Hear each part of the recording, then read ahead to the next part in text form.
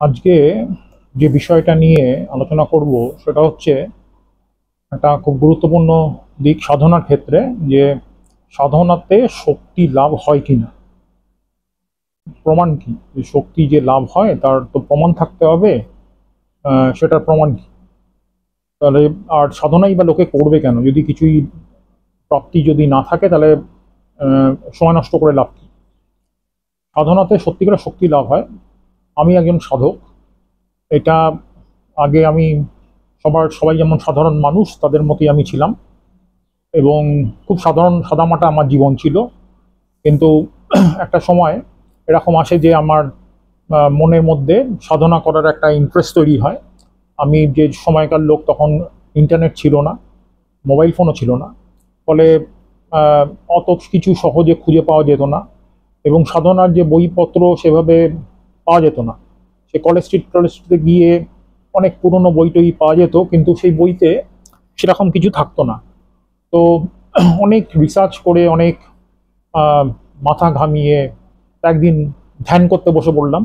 তো ধ্যান করতে করতে দেখতে পেতাম যে আহ, যে ধ্যান কি হচ্ছে বুঝতে পারতাম না। ধ্যান তো আমি কোথাও কারোর কাছ থেকে শিখিনি। তো ধ্যান করতাম, ধ্যান করতে করতে দেখতাম যে আলোর ঝলকানি দেখতে পেতাম, মানে একটা ফ্ল্যাশ লাইটস চলে আসতো। তো প্রথমে বুঝতাম না এগুলো কি। তো পরে যখন সাধনার স্তরে স্তরে ওপরে উঠেছি, তখন আমি বুঝি যে এগুলো সব হচ্ছে শক্তি। মানে সেই শক্তি হচ্ছে সাধককে ওপর থেকে দেয়া হয়। ওপর থেকে মানে আপনার হচ্ছে যে তল আছে, বিভিন্ন যে লোক আছে, সেই লোক থেকে সেইগুলোকে দেয়া হয়, যাতে সাধক তার সাধনার পথে বাধা বিঘ্ন অতিক্রম করতে পারে। তো সব থেকে বেশি মানে সাধন, বিভিন্ন রকমের সাধনা আছে, তো বিভিন্ন রকমের সাধনা, সব সাধনা একবারে করাও যায় না, এবং হচ্ছে সব সাধনা করার যোগ্যতাও সবার থাকে না। তো সাধনা করতে করতে এরকম হয় যে মানে সিঁড়ির মতো, একতলা থেকে দুতলা, দুতলা থেকে তিনতলা, তিনতলা থেকে চারতলা এরকম করে উঠতে হয়। তো ধরুন যে ধ্যানও এক প্রকার সাধনা। ধ্যান করতে করতে যখন ধ্যান করা আমার সম্পূর্ণ হলো, তখন আমি হচ্ছে ঠিক করলাম যে কুণ্ডলিনী সাধনা করবো। তো কুণ্ডলিনী সাধনাটা একটা যৌগিক সাধনা, কারণ ওটাতে যোগের একটা মানে সংযোগ আছে। জেনারেলি যে কোনো সাধনা হচ্ছে মানে সাধারণ মানে ধ্যানও অনেকটা যোগের সাথে কানেক্টেড, মানে শ্বাস প্রশ্বাস নিয়ে করা হতো। তো আমি যদিও ধ্যান শ্বাস প্রশ্বাস নিয়ে করিনি, আমার একটা সেলফ ইনভেন্টেড একটা মেথডে আমি ধ্যান করতাম। সেটা হচ্ছে, আমি নাম দিয়েছিলাম হচ্ছে ইনার রিপ্রোগ্রামিং মেডিটেশন। তো সেটার কীরকম, সেটা হচ্ছে থট, মানে মানে একটা ভাবনাকে কাজে লাগিয়ে ধ্যান করা। তো সেটা অনেক সহজ করা। এই হোক, সেটা নিয়ে অন্য কোনো দিন বলা যাবে। তো সাধনার পথে এগোতে এগোতে আমি যখন হচ্ছে ওই কুণ্ডলিনীতে গেলাম, কুণ্ডলিনী সাধনাটা যৌগিক সাধনাও হয়, আবার হচ্ছে আপনার তন্ত্রর মধ্যেও পড়ে, তন্ত্র সাধনার মধ্যেও কুণ্ডলিনী চক্র সাধনা রয়েছে। তো যৌগিক পথে আমি করেছিলাম। যৌগিক পথে হচ্ছে যেহেতু তার মধ্যে কিছু আসন টাসন রয়েছে সেই সাধনার মধ্যে, কিন্তু আমি যে ধ্যান করেছিলাম সেই ধ্যানে যে থট বেস সাধনা, সেটা না করা থাকলে কুণ্ডলিনী সাধনাটা করা যেত না। কারণ কুণ্ডলিনী চক্রগুলোর আদৌ কোনো মানে ফিজিক্যাল অস্তিত্ব নেই, সেইগুলো হচ্ছে সব ভার্চুয়াল। মানে চক্রগুলো হচ্ছে সবই ভার্চুয়াল, এবং সেই ভার্চুয়াল চক্রগুলোকে না ধরতে পারলে কুণ্ডলিনী চক্রকে জাগ্রত করা অসম্ভব ব্যাপার। তো যাই হোক, তো এবার হচ্ছে বিভিন্ন চক্র আছে, মানে আমাদের শরীরে কুণ্ডলিনীতে কুণ্ডলিনী থেকে আপনার মানে মূলাধার থেকে সহস্রার চক্রের মধ্যে টোটাল 7টা চক্র আছে। এই 7টা চক্র এক একটা চক্রতে যদি আপনার সিদ্ধি হয়, তাহলে এক এক রকম শক্তি লাভ হয়। আমাদের যেগুলো ভাইটাল সেগুলোই যাচ্ছি আমি। তার মধ্যে হচ্ছে যেটা হচ্ছে ধরুন হচ্ছে বিশুদ্ধ চক্র, যে বা বিশুদ্ধি চক্র বলে, যেটা গলায় থাকে। তো এইটার হচ্ছে একটা বিশাল ভূমিকা রয়েছে। এটা হচ্ছে আপনি এতে এতে সিদ্ধি হলে আপনার কথায় লোক মন্ত্রমুগ্ধ হবে, মানে নেশার মতো সে শুনবে, ঘুমিয়ে পড়বে আপনার কথা শুনতে শুনতে, সে যত শক্তিশালী লোক হোক না কেন মানসিকভাবে। তারপর কুণ্ডলিনী ইয়েতে এই মানে এই বিশুদ্ধি চক্রেতে আরেকটা আছে, সেটা হচ্ছে বিশুদ্ধি চক্রের রং হচ্ছে নীল। এই নীল রং দিয়ে আপনি একটা কবচ তৈরি করতে পারেন, মানে ঢালের মতো ব্যবহার করা যায় এটাকে। আহ, আর এর পরেরটা হচ্ছে আজ্ঞা চক্র। আজ্ঞা চক্রটা একটা বিশেষ চক্র, এইটার অনেক পাওয়ার। এইটা যখন জাগ্রত হয় অনেক কিছু পাওয়া যায়, দেখতে পাওয়া যায়। যেমন মানে যেটাকে বলে ত্রিকালজ্ঞ হওয়া যায়। ত্রিকালজ্ঞ মানে হচ্ছে তিনটে সময়কে একসঙ্গে দেখতে পাওয়া যায়, এবং তিনটে সময়ের সব জ্ঞান যত কিছু আছে সব কিছু এখানে উপলব্ধি করা যায়। তো এটা হচ্ছে এইটার একটা বিশেষ জায়গা। তো আজ্ঞাচক্র, আজ্ঞাচক্র হচ্ছে এটা একটা মানে কি বলবো, একটা বিশাল ক্ষমতা। যে আমি এরকম অনেক অনেক ক্ষেত্রে এরকম হয়েছে যে ভবিষ্যতের ঘটনাকে আমি বদলে দিয়েছি। হ্যাঁ, যে আমি দেখতে পেয়েছি যে কি হতে চলেছে, সেখানে আমি সেই ঘটনাকে বদলে দিয়েছি। এবং আমি সেই ঘটনা এবং পরীক্ষামূলক করে দেখেছি যে পুরো বদলায়নি, দেখেছি যে মানে সেই ঘটনাটা সত্যিকারে হচ্ছে কিনা, দেখেছি হচ্ছে। আবার বদলানো পোর্শনটাও দেখতে পেয়েছি। তো একটা স্যাটিসফ্যাকশন যে আমার এই শক্তিটা আমার আছে। এটার পরে হচ্ছে যেমন মানে অতীত, যেমন ফিউচার, আপনার যে ব্যাকে যে আপনার কি ঘটনা আছে, আপনি কোত্থেকে এসছেন, কিভাবে জন্মেছেন, হ্যাঁ মানে আপনার আত্মা আপনার মার শরীরে কিভাবে প্রবেশ করেছে, সমস্ত কিছু আপনি দেখতে পাবেন, সমস্ত কিছু জানতে পারবেন। এবং আপনি এর আগের জন্মে কে ছিলেন সেটাও দেখতে পাবেন। হ্যাঁ, আগের জন্মে কে ছিলেন, কি পারপাসে আপনার জন্ম হয়েছে, সেটাও জানতে পারবেন। এটা ছাড়া আরেকটা সাধনা আছে, সেটাকে বলে প্রেত সাধনা। সেটা খুবই একটা কঠিন সাধনা। এখনকার দিনে প্রেত সাধনা করার মতো স্কোপ খুব একটা নেই।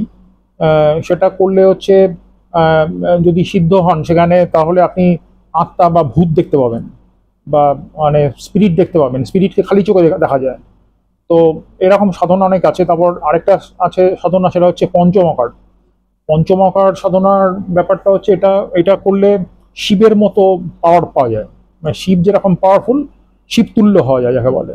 পঞ্চমকারে সিদ্ধি হচ্ছে খুব শক্ত সিদ্ধি।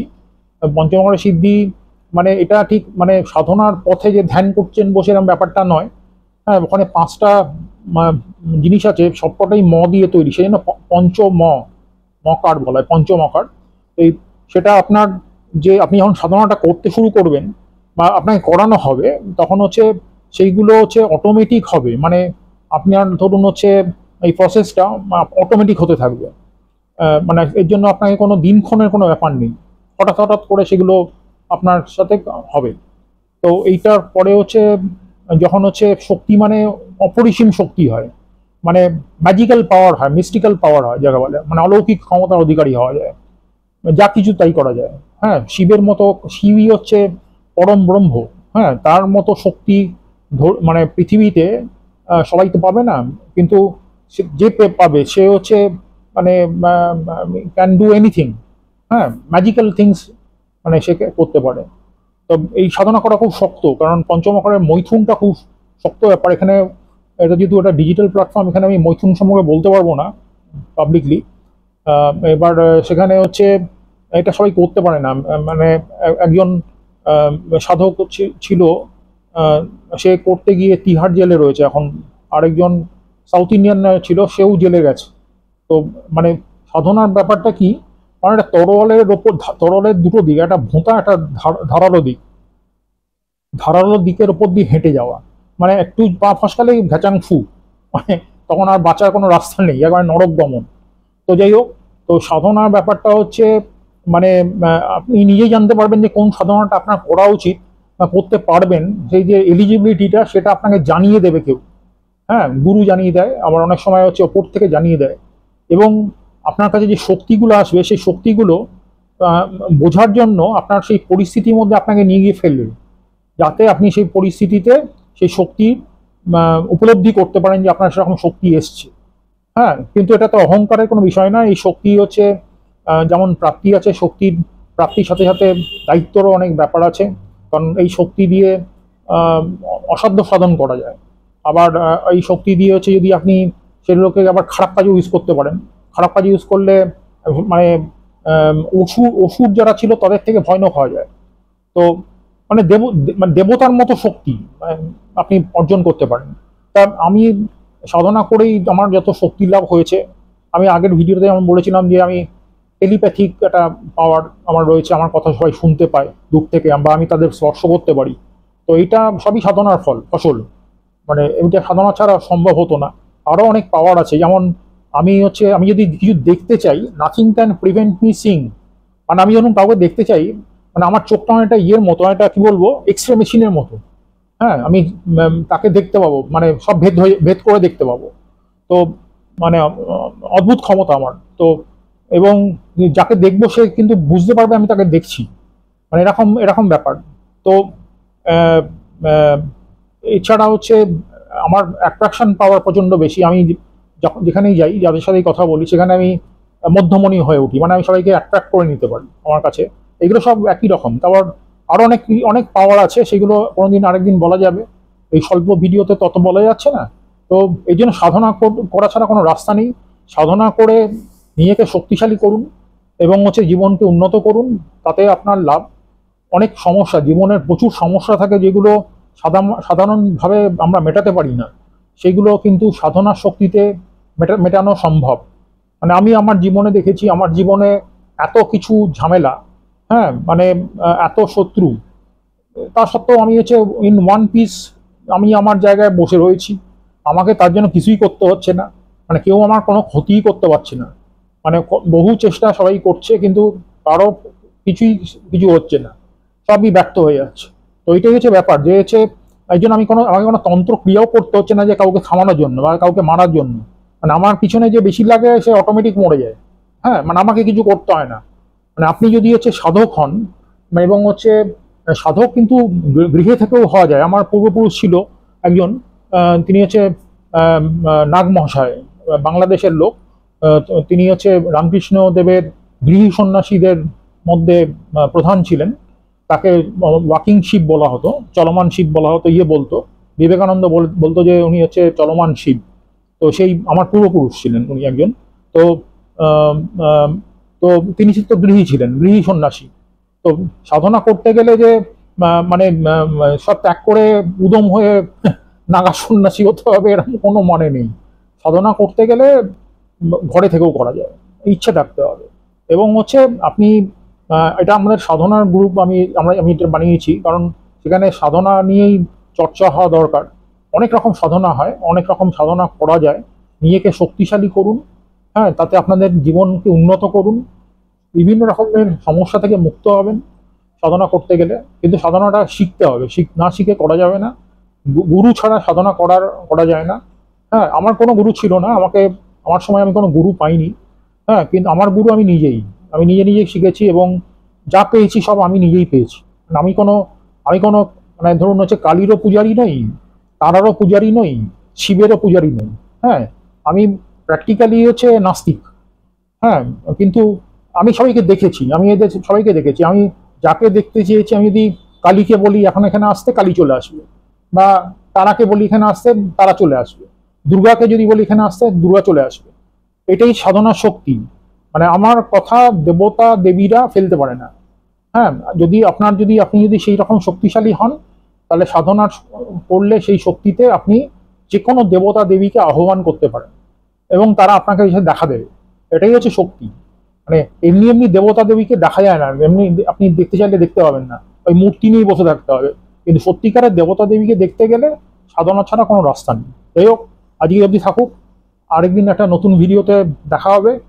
পারলে আমাকে ফলো করুন, আমার চ্যানেল যদি দেখেন তাহলে চ্যানেল ফলো করুন, তাহলে হচ্ছে এরকম অনেক কিছু জানতে পারবেন। অনেক সাধনার কথা আমি বলবো আগামী দিনে। হ্যাঁ, কীভাবে সাধনা করতে হয়, ছোটো ছোটো সাধনা কী করতে হয় সেগুলোও বলবো। হ্যাঁ, তবে সেজন্য আমাকে ফলো করলে এবং আমার ভিডিওটাকে ভালো লাগলে শেয়ার করবেন। নমস্কার।